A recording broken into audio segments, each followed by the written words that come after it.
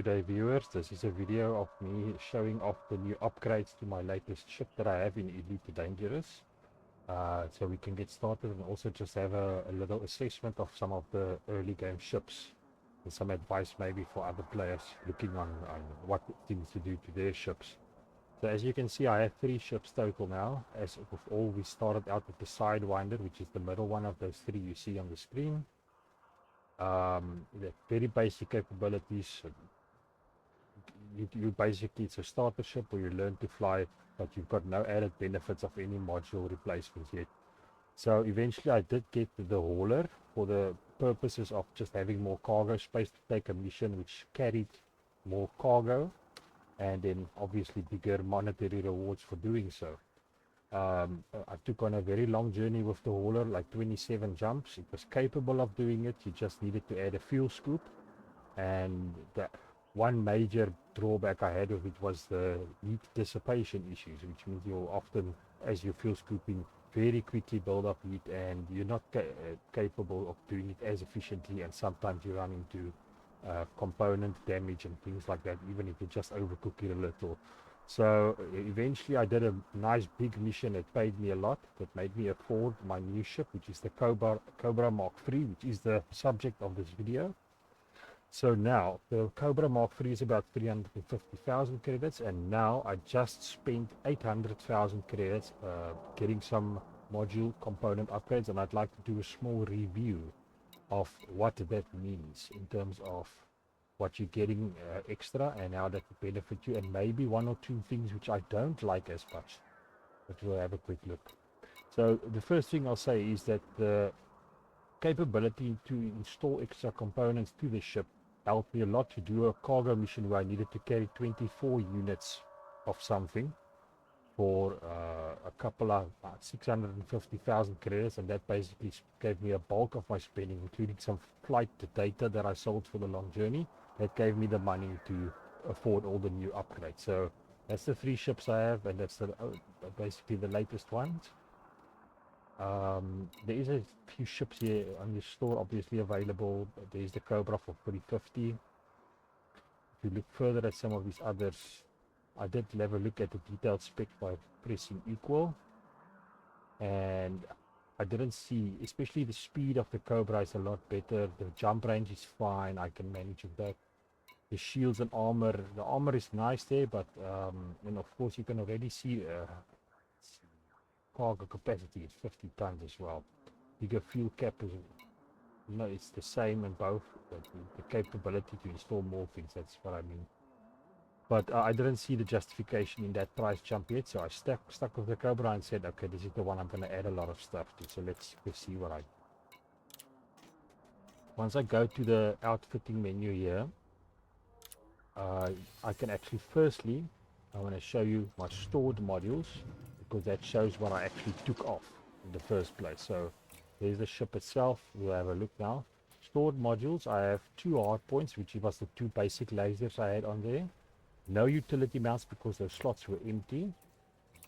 I also added some new armor, longer life support, a new power plant. And then over here, I took 3 cargo racks off, because that was the mission that I needed. That a lot of stuff that I needed to carry. I had to scrim down on my storage space, which is a sort of a factor now. Let's go look at the components that I have installed in their place, which is generally a lot better. So in the hard points, so you have 4 hard points on this, and oh, let me just go out there, but you can see it changes the view to see where on the ship every component sits. Sometimes that's important, especially with like point defenses and turrets, so you have a line of sight with your strongest weapons at all times, and having that orientation and awareness of where your strong points of your ship is also helps in approaches in combat and such. But for now, you see the ones that I did take on was pulse lasers, and it's the one that says here at the bottom of all that stats, it says turreted, and it's also multi-crew. We might look at that later, maybe. I don't know if I'm going to transfer these components in a new ship, because there will probably be stronger ones. Generally, your ships, as they grow bigger, you get access to more power drawing units which are capable of more damage and such, but at the expense of mass and this physical space of being able to house it on the ship itself.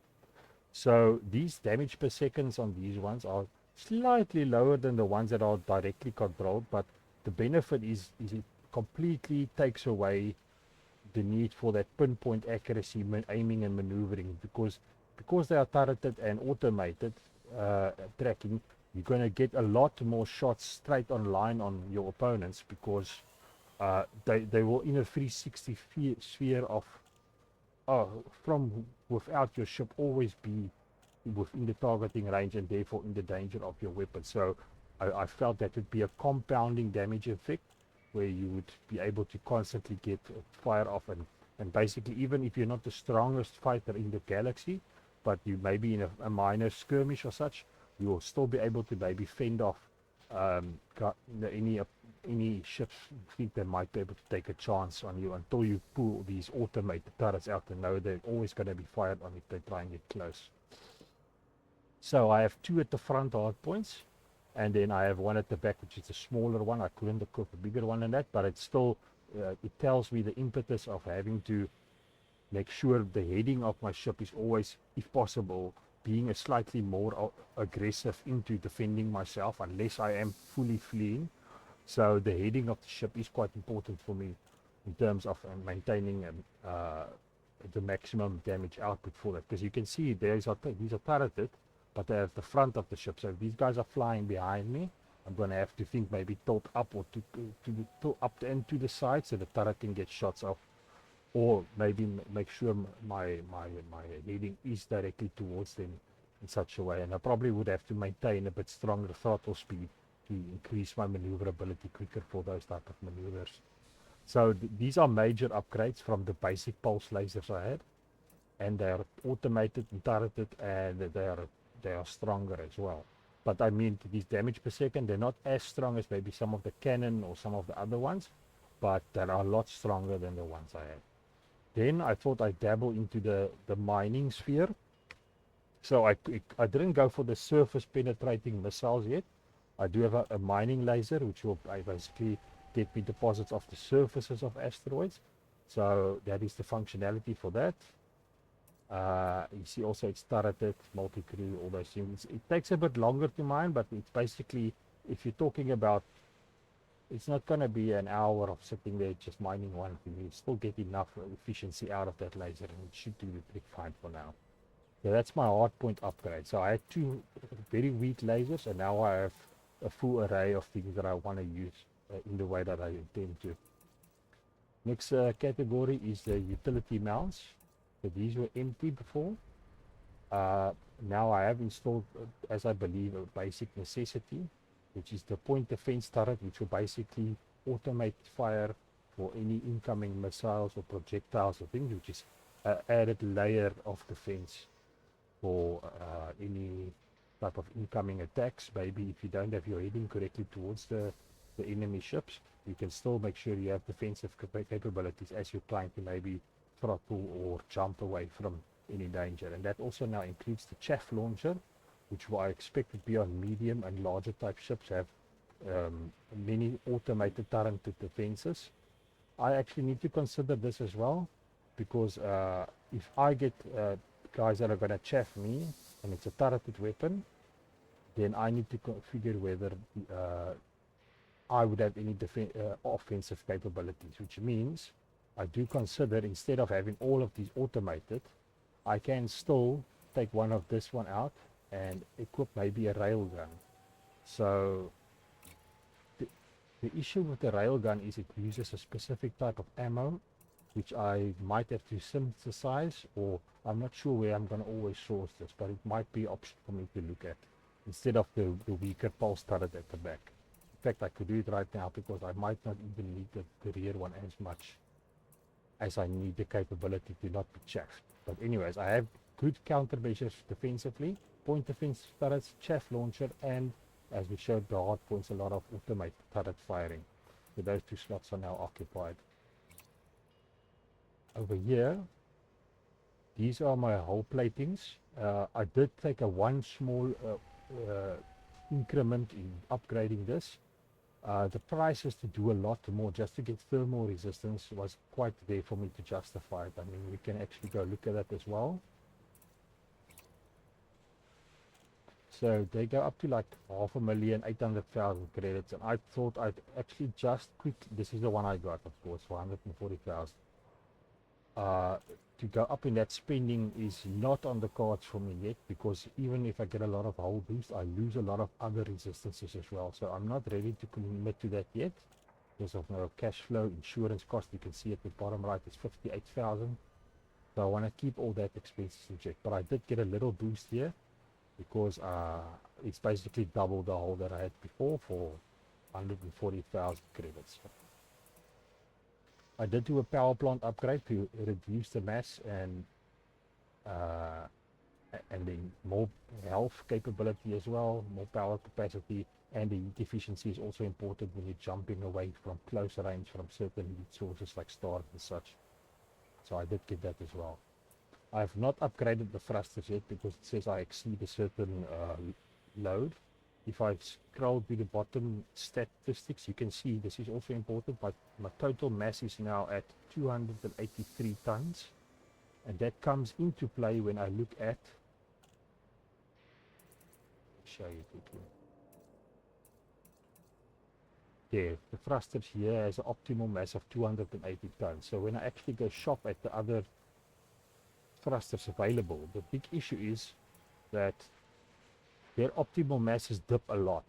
So let's go to one of the stronger ones. They go down to like, see, these 7 rated ones are not for me yet, but even these other ones, it says the mass exceeds, but also the optimal mass is just not in the range for anything to be viable here. And that came up a few times, so I was happy to leave the thrusters as it is. Frame shift drive I wanted to upgrade, but also I'm on my way to a mission where I will get an engineering task that will be done for me as well, so I'm holding off because the prices are not in the line of me thinking I'm going to get a lot of benefit now compared to what my capabilities are now. This is the one I have now, I believe. Let me see. The 4E, yes. Optimized mass also 280 tons, which is perfect, exactly where I am now. If I do upgrade, what I saw I lost, let's have a look. 4E, it loses some integrity, uses a bit more power, but it can carry a little bit more mass. So if I want to do a small upgrade, maybe I can do that. But if I look at some of these ones at the bottom, there's just so much up here. See, it starts getting to 500,000 credits to get something which is now the optimized mass as well. Is 150 tons. It's not going to do it for me. So then I'm getting to 500,000 credits. So I'm not in that ballpark of spending that on a frame shift drive because I can manage with the one I have, and I'm in line with the mass of the ship as well. I did upgrade the life support a little from 5 minutes to 10 minutes, just to gab if something happens, have enough time to get to a station to repair or something. 5 minutes might have been just cutting it a little bit too short for that.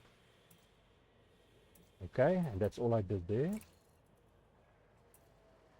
Under the optional internals, I had a lot of cargo racks, but I now have 8 cargo carrying capacities, which is 16 total.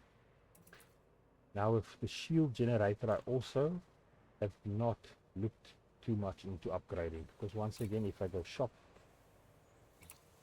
what's available, let's have a look. So 170,000 integrity.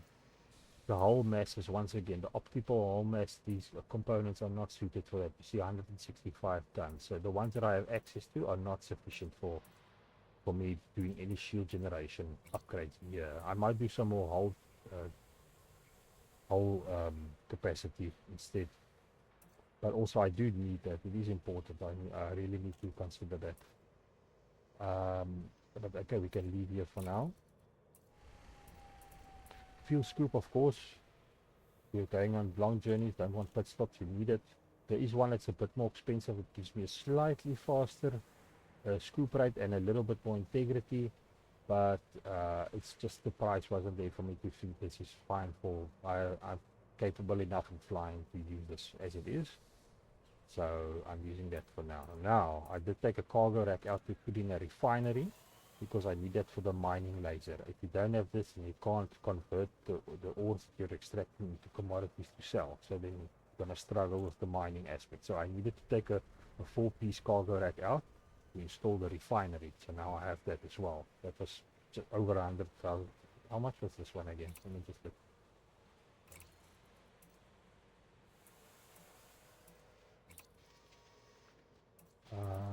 Okay, it wasn't too expensive. It wasn't too expensive. This is the one I got, 113,000, because I wanted the 4 bins in case I have multiple different types of sources that I want to refine at the same time. Okay, so I think that's a fairly good investment for that purpose. But as I said, I'm taking some things off because now you can look at these other components which I neglected. I would want to have an auto repair unit. There's the 3 storage racks I stored. I want to have collector limpets to pick up all the things that I'm mining, but I'll have to manually scoop them up. I'll have to check that out. But I can't take more cargo racks off now because I want the storage for some transport missions, and I'm afraid I've already cut too much of my storage. I'm not at the combat level yet where I'm using interditers, so I'm not gonna use that yet. Flight assists I have, fuel tanks I have okay off. I'm not using hatch breakers yet. I wanted to consider this, but I just don't have slots, so I can have a stronger hull for protecting my modules. These module reinforcements as well. That's for big ships. All these limpets. I did buy this because I want to do surface missions as well. The planetary vehicle hangar. I had it on the old ship standard. This one did not have it, so I had to buy the vehicle hangar, and then I also had to buy the vehicle for it, which I did do. And then all these repair limpets and stuff. You see, I didn't do any of that yet. So that is, we're working out what you're going to spend on a ship to get it to as good as it can be for the viable amount of money before you're actually going to upgrade again in any case. So there's some things the ship still needs, but I don't have the space for it anymore. Unless I really take more cargo racks off, but I'm not going to get a lot of more stuff in there. And then lastly, of course, the vehicle bays. I did get another scarab in there. And I can go on surface missions with that as well then. So that's in all categories. I basically reviewed everything. I've got pulse laser, mining laser, defense turrets, chaff launchers. I've got the power plant. I've upgraded the hull a little. Upgraded life support. This category. Added refinery, vehicle hangar.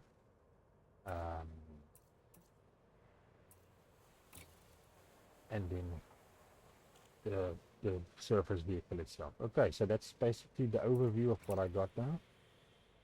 Insurance cost 58,000. I hope I didn't miss anything on everything I mentioned at the end. But yeah, that is basically the overview.